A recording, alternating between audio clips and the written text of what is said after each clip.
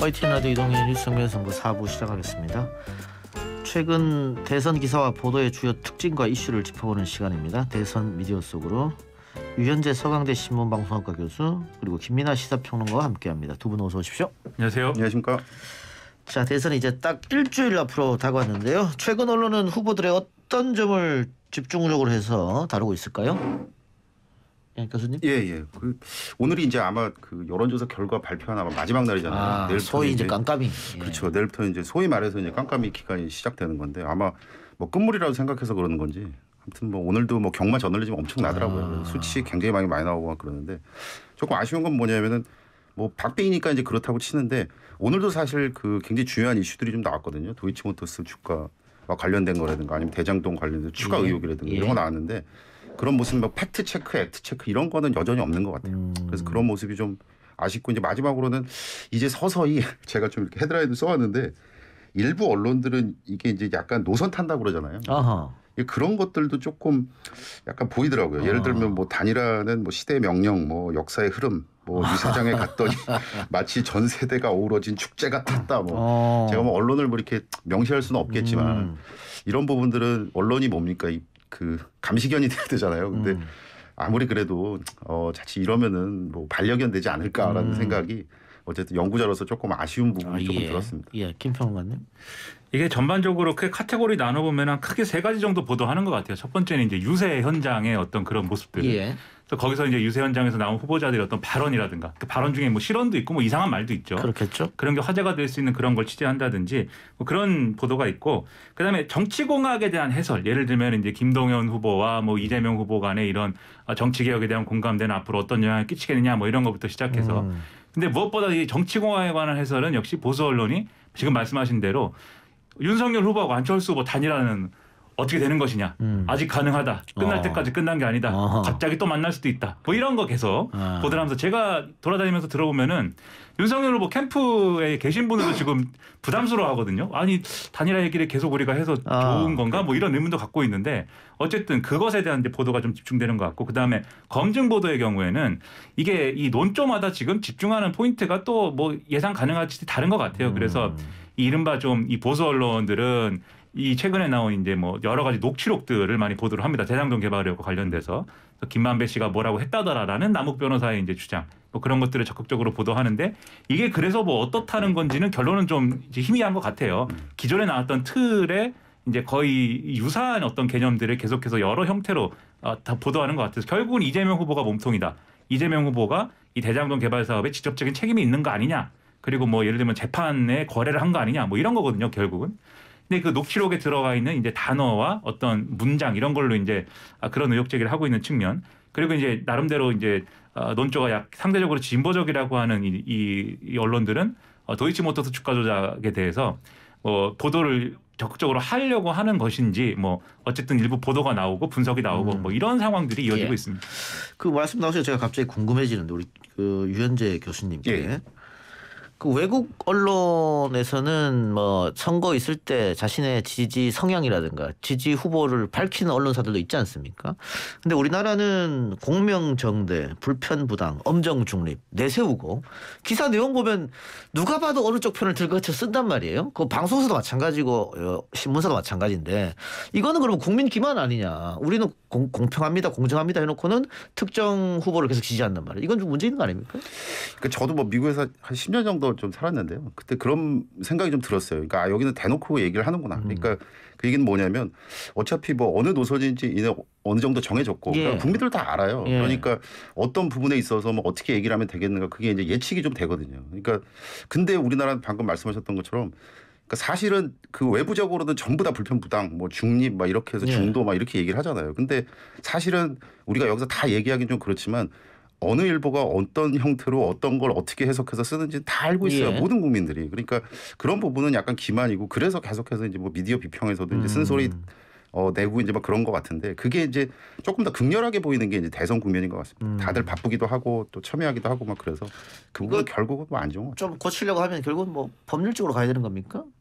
그래서 법까지 가기에는 이게 좀 그렇게까지 하는 문제는 아닌 것 같고요. 다만 이제 이런 건 있습니다. 지금 미국처럼 그러면 우리도 신문들의 각 입장이나 이런 것들을 예. 정해가지고 그 입장을 정하는 과정을 좀 이렇게 공평하게 좀 밝히고 그 근거나 이런 것들을 밝혀서 그러한 전제를 놓고 이제 유권자들에게 보도의 내용을 판단하도록 하는 게 어떠냐 이제 이런 제언을 많이 하시는 것 같아요. 그러니까 저는 원론적으로 그런 주장에 상당히 동의를 하는데 걱정되는 부분도 있습니다. 그러니까 지금 어쨌든 간에 특정 후보의 유불리한 보도가 문제가 되는 시스템에서도 사실 언론이 한계가 없이 이렇게 하는데 이게 모든 언론의 모든 기사가 그렇다는 건 아니에요. 또 보수 언론이라고 할지라도 어떤 뭐 중요한 기사도 있고 합리적인 내용도 있습니다. 근데 예. 어떤 순간에 어떤 포인트에서 정말 한계가 없는 것처럼 행동을 하거든요. 근데 그런 것들이 만약에 공식적으로 어느 후보를 지지하는 것이라는 걸 공표한 상황이라고 하면은 이거는 그 지금도 한계가 없지만 더 심각한 일을 뭐 할 수도 있는 거 아니야? 이런 두려움도 있어가지고 그게 실제로 현실에서 적용했을 때 미국의 사례를 적용했을 때 가능한 것이냐는 좀 의문도 있고요. 그래서 더 중요한 거는 그렇게 언론사가 특정 후보를 지지하는 입장을 표명해라 마라 뭐 이것도 중요하지만 결국은 그런 보도나 이런 것들을 상호 검증하고 상호 비평하고 그런 보도가 어떤 맥락에서 왜 나온 것이냐를 서로 따져가면서 언론의 어떤 자기 정화 능력이 더 발전돼가는 그런 모델이 필요한 것 같거든요. 예. 근데 제가 제일 문제라고 생각하는 건 언론들이 서로의 얘기를 잘 안 해요. 서로의 언론 비평을 잘 안 하고 그리고 보수 언론도 일부 자기들이 마음에 들지 않는 보도 있으면 그냥 뭐 어떤 신문이 그래도 뭐 매체가 또는 뭐 심지어는 최근에 많이 나오는 표현은 친여 매체가 뭐 이렇게만 쓰고 마는데 그러지 말고 문제 제기할 게 있으면 분명하게 하고 그것을 따져가는 그런 미디어 비평의 문화가 좀 필요하다고 생각합니다. 가장 큰 차이가 저는 정파적이나 당파적인 것 같아요. 그러니까 정파적인 건 봐주겠는데 당파적인 건 정말 못 봐주겠다 이거예요. 정파적이 되면 아까 말씀하셨던 것처럼 꽤 오랜 기간 동안 뭐 우리가 보기에는 무슨 이쪽 편을 드는 것 같지만 사실은 원칙도 있고 이론도 있어요. 그러니까 이거에 대해서는 우리가 이 사람들이 조금 싫어해도 이건 비판해야 되겠다라고 하면 우리가 수긍할 수 있어요. 보수는 뭐 한자 풀어보면은 뭐 지킬 보호요 이런 거 있잖아요. 그러면 이 목소리는 이 사람들이 얘기해도 이건 맞지 않는다라고 얘기를 하면 국민들도 수긍하죠. 근데 그렇지 않고 당파적으로 흐르니까 아까 제가 노선 탄다는 말씀을 드렸는데 이제 뭐 이렇게 되면 내가 못 살겠다 이렇게 해서 막 하면은 아까도 우리 잠깐 얘기 나왔습니다. 무슨 시대의 흐름 명령 막 이렇게 나오는데 이게 사주의 명령인지 아니면 스스로 나오는 명령인지 진짜 시대의 명령인지 이런 걸 의심하게 되는 거죠. 예. 김평가 이야기처럼 미디어 비평이 중요하긴 합니다만 또 소위 말하는 침묵의 카르텔, 동업자 정신 뭐 이렇게 또 바르게 되니까 결정적인 순간에서는 다들 입을 다물어버리는 그런 안 좋은 점이 있다. 결국은 자정작용으로 풀어나가야 되긴 하겠습니다만 과연 우리 언론에게 자정작용을 기대할 수 있겠느냐 또 그런 회의감도 들긴 합니다. 외신 이야기 나왔으니까 외신에서도 우리 대선을 관심 있게 지켜보고 있는 것 같습니다. 최근 외신에서 그 우리 대선 이야기가 좀 나왔던 것 같아요. 그 초반에 이제 레이스 조금 시작됐을 때 예를 들면 유력지에서 이렇게 좀 오버롤하게 판단을 한 것 같아요. 근데 물론 이제 좋은 이야기 안 나왔고요. 대표적인 게 이제 그 미국의 워싱턴 포스트 그다음에 뭐 영국의 타임즈 뭐 이런 건데 제가 헤드라인을 이렇게 좀 하나하나 좀 읽어봤거든요. 근데 그 헤드라인이 하나하나 해석할수록 좀 얼굴이 화끈거려요. 이렇게 뭐 항문 막 이런 것도 나오고 그다음에 무슨 뭐 주술 뭐 그다음에 무속 막 이런 것들이 막 이렇게 번역이 나오거든요. 그러니까 흔한 단어가 아니니까 저도 이렇게 꼼꼼히 좀 찾아봤는데 물론 저도 이제 뭐 손은 이렇게 좀 안으로 굽는다고 아무튼 그런 느낌이 들었어요. 뭐 미국도 사실은 바이든 뭐 트럼프 막 이렇게 싸움 이렇게 생각해 보면 그렇게 그렇죠. 뭐 잘한 것 같지는 않은데라는 생각도 좀 들었는데 어쨌든 굉장히 조금 화끈거리는 모습은 보였고 근데 그게 이제 조금 이제 그 시점이 좀 흐를수록 어떻게 되냐면 그 각 후보들이 약간 돌발 변수 이렇게 일으키지 않습니까? 근데 그걸 이제 콕 집어서 실시간으로 타전되는 모습들이 좀 보여요. 그러니까 대표적인 게 얼마 전에 이제 그 이재명 후보가 얘기를 했던 그 우크라이나 관련돼서 이제 뭐 초보 대통령이 어땠다. 이제 그 얘기가 되면서 레딧이라고 이게 서방 세계에서는 굉장히 좀 큰 커뮤니티예요. 근데 거기서 이제 뭔가 나오니까 당연히 또 외신에서 여론 공론화 됐죠. 그러니까 그런 모습들 보이고 뭐 야당도 다르지 않은 게 윤석열 후보 선제 타격과 관련돼서 근데 제가 기억하기로는 아마 선제 타격 그 관련 게 아예 그 외신 기자가 물어보면서 그게 나왔던 발언이라고 제가 기억하고 있거든요. 그러니까 그것도 당연히 이제 공론화 됐고 그다음에 더 심각한 것은 이제 선제 타격 뭐 안 된다 뭐 해가지고 이제 전쟁 반대하는 어떤 그런 여성 유권자가 가서 이제 그 윤석열 후보 캠프에 있는 그 유세장에 가서 이제 좀 시위를 하셨어요. 근데 그걸 진압하는 과정이 영상에 전부 다 찍힌 거예요. 근데 그 영상이 정말 일파만파였죠. 그러면서 외신 기자가 그걸 또 올리고 그게 이제 퍼지고 막 그랬는데 외신 기자 그 한마디가 좀 그 뼈 아팠던 게 뭐냐면 두 가지가 놀랐다는 거예요. 첫 번째는 뭐냐면 다른 목소리를 저렇게 내는데 유세장에서 저렇게 빠르게 물리적으로 답이 되는구나. 저게 대한민국에서 보이는구나라는 얘기를 했고 그다음에 또 하나는 뭐냐면 저렇게 물리적으로 진압을 하는데 나머지 지지자들이 쳐다보고 있더라. 그러니까 그것은 굉장히 뼈아팠어요. 저도 한국인의 한 사람으로서. 그러니까 그런 부분이 좀 안타깝고 남은 기간 어떻게 될지 모르겠지만 우리가 또 BTS 보유국 아닙니까? 그리고 예전보다 사실은 한국에 이 집중하는 그 수위가 굉장히 높아요. 그러니까 아마 뭐 특파원도 있을 테고 그러니까 그런 부분들 좀 생각하시면서 이 세계 인싸인데 좀 품격 지키면서 오늘 좀 마지막입니다만 그런 부분들 좀 신경 써주셨으면 좋겠습니다. 예, 말씀하신 대로 최근에 트위터에서 우리나라 욕이 유행하고 있다고 하더라고요. 그러니까. 드라마에서 자주 나오는 욕인데 외국 분들이 잘 모르고 멋있다고 쓰고 있다 뭐 이런 얘기를 합니다. 어쨌든 교수님 말씀대로 외신에도 우리 대선을 주목하고 있는 느낌입니다. 우크라이나 관련 이야기를 하셨으니까 이재명 후보의 우크라이나 대통령 발언 이 공세를 펼치던 윤석열 후보가 어제 SNS에 우크라이나 관련된 또 귤 사진을 올렸다가 논란이 되니까 삭제했습니다. 이것도 역시 외신 기자들이 비판 이야기를 또 트위터에 썼던데 이건 어떻게 보십니까? 그렇죠. 저는 이제 외신 기자들이 아까 말씀하신 이제 유세장에서의 어떤 그런 사건 사고라든지 또는 이런 뭐 어떤 후보들의 어떤 발언이라든지 이런 거를 비판하고 뭐 기사 쓰고 이런 거 있을 수 있다고 생각하는데 근데 그런 내용에 대해서는 이런 항변도 좀 하고 싶어요. 뭐냐면 그러면 그 외신 기자들이 소속된 그 나라에서는 뭐 모든 게 멀쩡히 돌아갑니까? 그렇지 않거든요. 유세장에서 거기도 별일 다 일어나고 후보들이 뭐 온갖 주장도 합니다. 미국은 뭐 트럼프라는 사람이 대통령도 됐는데 예.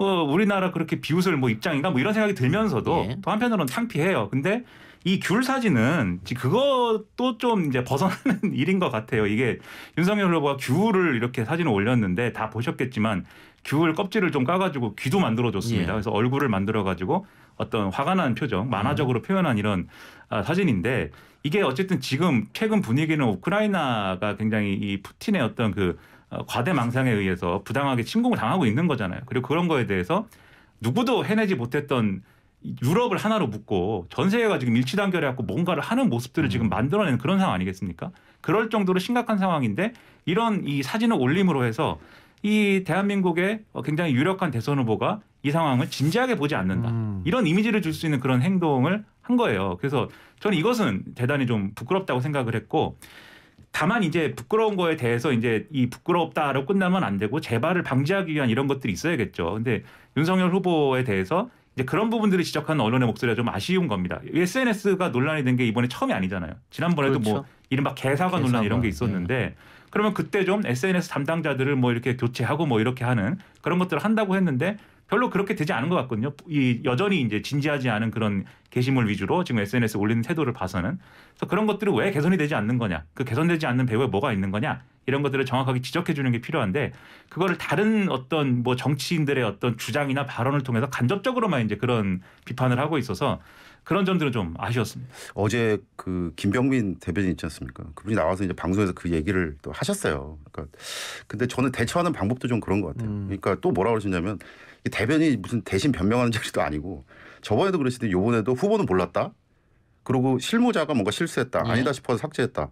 근데 아시겠지만 SNS 그냥 올려놓으면 3시간 동안 있었거든요. 그럼 그냥 박제된단 말이에요. 그리고 이미 외신 기자가 nothing cute about war 이렇게 했어요. 그 한마디가 더 무섭거든요. 그러니까 이 처리하는 방식도 그러니까 뭔가 실수를 할 수 있다. 다 봐줘서. 근데 그거를 이렇게 대처하는 방식도 전혀 그 미디어 소통 감수성이랑은 맞지 않는다. 그래서 그 부분에 조금 굉장히 계속해서 반복해서 아쉽다라는 말씀을 좀 그리고 해명도 뭔가 하나의 해명이어야 되잖아요. 공식적인 이런 내용입니다. 이렇게 해서 맞아요. 잘못됐습니다. 어떻게 고치겠습니다. 이게 해명인데 해명하는 사람마다 또 내용이 조금씩 달라요. 어떤 언론에 나온 해명을 보면 이게 뭔가 그 오렌지 혁명에 대한 어떤 오마주다 이렇게 써놨는데 일단 귤은 오렌지가 아니기도 하고 그리고 오렌지 혁명이라는 게 뭐 오렌지들이 혁명을 한 게 아니잖아요. 그 혁명을 상징하는 어떤 색깔이 오렌지 색깔인 것이지. 그래서 이게 희화화됐다는 비판을 벗어나는 어떤 해명은 아니기 때문에 그런 해명을 또 적극적으로 뭐 이렇게 앞세우는 것 같지는 않은데 공부도 안 된 거죠. 그렇죠. 단일한 어떤 해명도 안 되고 있다. 그럼 그건 왜냐? 저는 그게 굉장히 이제 의문이고 궁금합니다. 제가 이동현 뉴스 정면 승부에서 한 이야기가 하나 있는데 이재명 후보는 사과를 너무 많이 해서 문제고 윤석열 후보는 사과를 너무 안 해서 문제다. 이번에도 우크라이나 관련해서 이재명 후보는 사과를 했고 윤석열 후보는 사과를 하지 않았는데 두 사람 스타일이 극명하게 대비되는 것 같다. 뭐 그런 생각이 들고요. 잠시 후 8시부터 TV 토론이 이제 진행이 됩니다. 40여 분밖에 남지 않았네요. 이제 마지막 TV 토론이 될 터인데요. 지금 시점에서 TV 토론을 보시는 분들이 뭐 후보를 바꾸지는 않을 테고 지지하는 후보를 아마 확증 편향이 더 심해지지 않을까 그런 생각이 드는데 그럼에도 불구하고 후보들이 조심해야 될 것은 뭐 실수일까요? 지금은 그 전략적 판단이 우리가 다 동의하는 거지만 지금 사실 가슴속에 번호 새겨져 있는 분들은 안 바꿀 거예요. 네. 뭐 며칠 남았다고 바꾸겠습니다. 근데 지금 이제 뭐 무당층이나 뭐 지지 유보층 이제 이런 분들인 건데 지난주에 우리가 나와서 뭐 어떤 얘기를 했냐면 이 코너에서 그 심리적 영린을 건드리면 안 된다라고 했어요. 근데 거기서 이제 우리가 얘기를 했던 것 중에 하나가 일본 얘기였어요. 그러니까 물론 이제 그 대화하는 와중에 이제 그게 좀 나왔습니다만은 사실 일본이 뭡니까? 그래서 그 뭐 심리적 영린이라 그러면 지난주에는 우리가 이제 죽음에 대한 조롱 이런 걸 얘기를 했습니다만은 이번 주에도 요번에 이제 오늘인데 굉장히 급하고 서로 막 박빙이고 그러니까 이제 그렇게 공격하는 이 티키타카를 하는 와중에 또 그런 실수가 튀어나오지 않을까. 근데 그거는 굉장히 치명적일 것 같아요. 아까 말씀드린 그 무당층이나 지지 유보층은 사실은 조금 다른 거, 그러니까 뭐 정책이나 이런 것들 때문에 결정할 가능성도 있거든요. 그리고 질리게 만들 수 있어요. 아, 나 이거 때문에 내가 안 한다, 뭐 이런 거죠. 그래서 그걸 뭐 이성적인 판단이라고 해야 될지 감성적 판단이라고 해야 될지 모르지만 중요한 건 그들의 판단이에요. 그리고 표에는 이름표가 없습니다. 그 얘기는 뭐냐면 무당층의 표든 아니면 지지층의 표든 한 표 한 표가 굉장히 중요하잖아요. 예. 그러니까 그런 부분을 조심해야 되지 않을까라는 생각을 합니다. 예. 그 지금 상황에서 이제 말씀하신 것처럼 지지층은 충분히 결집이 된 것 같습니다. 그렇다고 하면 TV 토론에서도 중도층이 좀 이 뭔가 미래적인 얘기를 보고 싶을 거예요. 그냥 과거의 얘기를 가지고 서로 계속해서 이제 서로 공격하고 헐뜯는 거는 사실 충분히 봤고 무슨 내용이 충분히 안다 그런 생각일 겁니다. 그래서 이제 후보들이 이 소위 말하는 검증 이슈라든가 그 다음에 약간 과거형인 어떤 공세 있지 않습니까? 예를 들면 검증 이슈라고 하면은 윤석열 후보가 토론마다 이제 제기를 하는 대장동 개발 의혹이랄지 뭐 이런 것들 그리고 그다음에 이제 좀 과거형의 어떤 이 문제 제기라고 하면은 정치 보복이 되는 거냐 아니 뭐라든지 뭐 이런 것들. 근데 그런 것들은 자제하는 게 좋고 이 토론은 어쨌든 진검승부를 통해서 누가 나라를 다스릴 만한 어떤 이 식견과 이런 철학을 가지고 있느냐를 겨뤄야 되는 거잖아요. 그런 걸 하는 시간에 그런 소중한 시간을 이제 그런 좀 주변적인 걸로 낭비할 필요는 없다고 생각하고요. 그런 문제 제기는 꼭 TV 토론이 아니더라도 다른 자리에서 충분히 할 수 있는 것이고 충분히 언론들이 그것을 뭐 다소 흥미위주인 점이 있습니다만은 열심히 보도들 하지 않습니까? 그래서 토론 시간을 낭비하지 않는 게 중요할 것 같고 그리고 실수라는 것도 사실 이제 이 정책을 논하다가 나오는 이제 말실수 있습니다만 결국은 네거티브 이슈를 주고받는 과정에서의 실수가 더 크고 더 치명적일 수 있는 거거든요. 그래서 이런 부분들을 좀 자제하는 것이 필요하다는 생각입니다. 예. 자 그리고 선거 막바지로 접어들면서 상대 후보에 대한 비난도 거칠어지고 있습니다. 뭐 누가 되면 전쟁 난다라든가 혹은 감옥 간다라든가 이런 저주에 가까운 발언들도 나오고 있네요. 그렇죠. 이게 뭐 선거의 문법으로 보면은 사실 뭐 어쩔 수 없는 일이죠. 상대 후보가 이제 뭐라고 이제 발언한 거에 대해서 좀 확대 해석하거나 과장되게 이렇게 평가를 하면서 그것에 대해서 결국은 뭐 예를 들면 이재명 후보가 선거 떨어지면 뭐 감옥에 갈 것이다라든지 또는 윤석열 후보가 정치 보복을 할 것이고 그리고 뭐 또는 윤석열 후보가 이제 대통령 되면은 전쟁이 날 것이다라든지 이런 공방을 벌이는 건 뭐 늘 있어 왔고 뭐 기본적인 건데 그럼에도 불구하고 이제 거기에 대해서 무조건 그거 그렇게 하는 거다 원래 이렇게만 얘기할 수는 없는 거죠. 언론이라는 게. 저도 이제 지금 여기서 얘기를 하는 게 어쨌든 언론 기능의 하나로서 얘기를 하는 거니까 그렇게 하지 말고 저는 합리적인 수준에서 비판하라. 예를 들면은 대장동 개발 의혹도 그렇고 여러 가지 이재명 후보에 관련된 의혹들도 그게 정말 어떤 범죄를 저질러 가지고 거기서 나온 돈을 이재명 후보가 다 가져갔다 이렇게 얘기하는 거랑 결과적으로 사업이 그렇게 된 거에 대해서 이재명 후보가 최종적인 권한을 갖고 있는 사람으로서 책임이 있지 않느냐 이렇게 얘기하는 거는 다른 거잖아요. 유권자들도 그게 다르다라는 걸 인식을 할 수 있거든요. 유권자들 무시하면 안 됩니다. 그래서 그런 합리적인 비판이 필요하고 선제 타격론 이런 것도 윤석열 후보가 지금 당장 내가 전쟁을 일으키겠다 이렇게 얘기한 건 아니에요. 일종의 그 북한의 미사일의 이 어떤 대응하는 어떤 단계로서의 이제 선제 타격이 맨 앞에 있는 어떤 삼축 체계 맨 앞에 있는 거다 뭐 이렇게 얘기를 한 거지.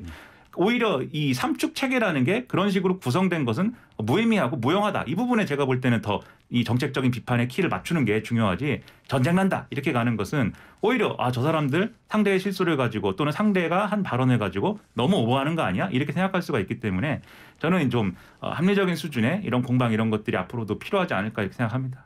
예. 전 잠깐 언론 이야기해 주셨습니다만 이렇게 저주에 가까운 발언들이 유세 때 나오면 우리 언론들은 이런 것도 딱 따옴표 따서 제목 달아주면은 소위 말해서 클릭 좀 될 거 아니에요? 근데 따옴표를 치고 이렇게 하는 거는 이제 굉장히 일반적이었는데 요즘에 이제 그 미디어를 공부하니까 계속 트래킹을 하지 않습니까? 근데 조금 재밌는 현상이 좀 벌어지고 있습니다. 이게 어떤 거냐면 지금 너무 후보들이나 그 캠프에서 너무 죽어라 싸우니까 방금 평론가님 말씀하셨던 것처럼 너무 심한 말들이 나오고 있으니까 언론들도 조금 질린 것 같아요. 그래서 좀 친한 기자들한테 좀 물어보면 어떤 얘기를 하냐면 야 가끔은 좀 옮겨 쓸 말이 없어 이렇게 말씀을 하시거든요. 그래서 제가 한번 적어봤어요. 이게 다 여기저기서 나온 말들입니다. 그러니까 캠프 관계자나 후보냐 예를 들어서 소도둑, 술꾼, 버르장머리, 병든당, 기생충, 레알크크, 파시스트, 나치, 잡탕, 더러운 물결 이런 말들이 나오고 있어요. 그러니까 이걸 헤드라인으로 어떻게 씁니까? 그러니까 기자들도 그러니까 이게 이제 워워 하는 거예요. 이것까지는 아닌 것 같다. 그래서 실제로 지금 이렇게 기사들 몇 개 뒤져보시면 아 이건 진짜 좀 선을 넘은 것 같다라고 해서 좀 그만하자, 품격을 갖자. 결국은 우리만 손해 본다 이런 것들이. 근데 더 놀라운 것은 뭐냐면 예전에 이제 보면은 스펙트럼으로 보면 진보 보수 이러면 이 언론사에서 이런 말을 하고 자제하라고 하네라고 하는 걸 좀 놀라는 거예요. 그러니까 이런 보도들이 좀 나오고 있는 것은 일종의 리트머스죠. 아 이거 지금 위험 수비다. 그러니까 누가 되든 이거 굉장히 분열이다라는 생각이 좀 들어서 어쨌든 뭐 바람직한 언론이라고 해야 될지 참 이게 좀 아이러니가 있는 것 같습니다. 알겠습니다. 마지막으로 이번 대선 돌이켜볼 때 어떤 점이 인상 깊으셨는지요? 한 말씀씩 부탁드립니다. 김민하 시사평론가 먼저 말씀해 주시기 바랍니다. 이번 대선의 가장 인상적이었던 점은 각 후보들이 이제 여러 가지 얘기를 했는데 특히 양강 후보들이 앞으로 대한민국이 어디로 가야겠다라는 어떤 비전이나 철학을 보여주는 것에 굉장히 소극적이다. 누가 봐도 선거공학적으로 무슨 얘기를 하면은 당장 어떤 표가 되겠다라는 어떤 계산해 가지고 접근하는 거 아니냐. 이런 느낌이 드는 그러한 것들이 지배적이었다라는 거고요. 그래서 이렇게 뭐 미래에 대한 얘기를 안 하는 대선 또 처음입니다. 뭐 최근에 그래도 몇 가지 좀 미래에 관한 얘기가 나오긴 했습니다만 그래서 그런 점들이 아쉬운데 정말 더 아쉬운 거는 그런 현상에 대해서 그러면 언론이 제가 볼 때는 이런 상황이라면 좀 선도적으로 이런 뭐 것들이 필요하지 않은가. 이런 것도 우리가 대한민국의 미래를 위해서 대선 후보들이 얘기를 해야 되지 않겠는가. 좀 이런 걸 제안하고 심지어는 후보들하고 같이 좀 각 캠프와 소통을 해서 그러한 방향으로 이끌어가는 역할도 사실은 할 필요가 있거든요. 근데 지금 제가 한 얘기처럼 다들 한탄을 합니다. 언론들도. 이런 대선이 있는가. 역대급 비호감 대선이다. 저는 그 비호감 대선을 만드는 한 축이 또 언론이었고 그 역할을 방기했다라고 생각하기 때문에 그 점이 아실 거예요. 물론 언론이 시도를 안 한 건 아니에요. 몇 가지 시도를 했는데 후보들이 뭐 별로 긍정적이지 않고 적극적이 않았던 부분도 있거든요. 하지만 더 적극적으로 했어야 되고 이 언론의 마음이 하나로 모일 수 있었으면은 할 수 있었을 텐데 여러모로 좀 아쉽습니다. 예, 교수님. 그런 말이 정말 딱 정의하는 것 같아요. 그러니까 비호감도 오차범위의 접전이었다. 그러니까 이게 참 슬픈데 어떤 분이 그 얘기를 하시더라고요. 우리나라는 5년마다 정말 호러 무비를 보게 된대요. 공포영화를. 근데 저는 이번에 정말 블록버스터급으로 나쁜 의미로 정말 한 방 세게 왔다고 생각하고요. 이게 아까 공포영화라고 그랬는데 공포영화만이 아니라 왠지 뭐 그런 영화 참 찾기 어려운데 공포영화인데 슬프기도 하고 허탈하기도 하고 기괴하기도 하고 도대체 어떻게 해야 될지 모르는 그런 영화였던 것 같아요. 한편에. 상당히 명작이네요. 그러면. 그러니까 이게 참 엄청난 것 같습니다. 우리가 또 기생충을 갖고 있었는데 또 이런 식으로 또 영화가 있었는데 이게 뭐 좀 요청을 드릴 것은 후보는 이거 어떤 분이 될 거 아니잖아요. 그럼 그분은 어쨌든 좋은 얘기 조금씩이라도 했을 거 아니에요. 뭐 공정을 얘기하고 상식 얘기하고 그다음에 뭐 협치 얘기하고 그러면 정말 70%라도 좀 지켜달라. 그래서 미래가 있게 좀 해달라라는 거고 언론도 마찬가지로 빚쟁이가 돼달라고 얘기를 좀 해요. 그러니까 어떤 분이 되든 간에 그거 지키기로 했잖아요. 그러니까 지금 막 이렇게 계속해서 뭐 이렇게 커버하지 마시고 그 다음에도 계속해서 언론의 역할을 좀 해주시면 진정한 감시견 역할을 되지 않을까라는 생각을 정말 마지막으로 읍소드립니다. 예, 뭐 언론에 대한 비판적 이야기를 우리가 많이 하긴 했습니다만 특히 대선 국면에 접어들면 국민들이 후보들의 정책이라든가 비전이라든가 공약을 알 수 있는 길은 언론을 통해서밖에 없거든요. 직접 만나서 하는 경우 없잖아요. 예. 근데 언론에서 그런 것을 제목으로 달아서 내보내면 사람들이 보지 않는다. 뭐 그런 생각으로 자극적인 기사들만 내보내고 있는 것 같은데 그러면 좀 아쉽습니다. 그래서 많은 공약들을 내세우고 있습니다만 국민들에게 이재명 후보나 윤석열 후보의 공약 생각나고 있으면 말씀해 보세요라고 물었을 때 과연 몇 분이 대답할 수 있을까? 그런 점은 우리 언론이 좀 반성해야 되지 않나. 다음 바로 또 지방선거 있잖아요. 지방선거 끝나면 또 총선이 기다리고 있고 다음 빅 선거 때는 이런 문제점들 좀 고쳐서 좋은 또 현실적인 대안을 제시할 수 있는 언론이 됐으면 좋겠습니다. 오늘 두 분 말씀 여기까지만 듣죠. 대선 미디어 속으로 지금까지 김민하 시사평론가 유현재 서강대 신문방송학과 교수랑 함께했습니다. 고맙습니다. 고맙습니다.